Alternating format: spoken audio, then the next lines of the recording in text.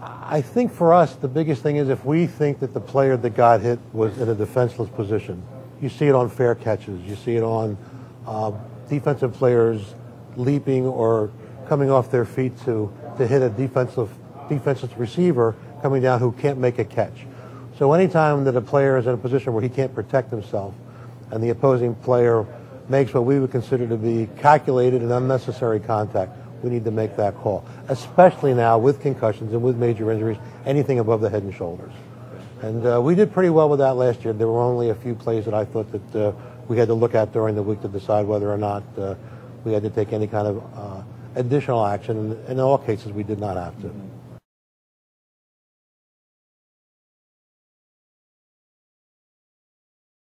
Other than the emphasis on unsportsmanlike conduct, which I think has pretty much been in effect for the last few seasons, a little more with that.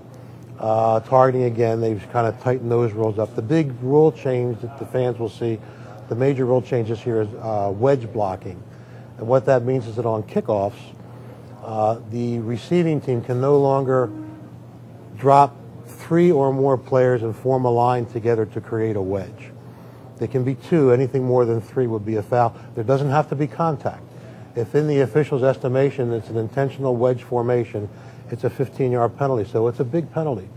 The reason for the rule coming into play was, again, for safety reasons, because offensive players coming down, kick team coverage guys, are coming down the field high speed and trying to break up the wedge with their helmets, shoulders, and things like that, so now you have some serious things you have to look at as far as knee injuries or head injuries to the player who makes the contact. So they've changed that rule last year. We have not seen any major problems. I view a lot of film over the last few years as far as wedge blocking being an issue, but with the concentration now on injuries, anything we can do to prevent injuries I think is probably a good rule.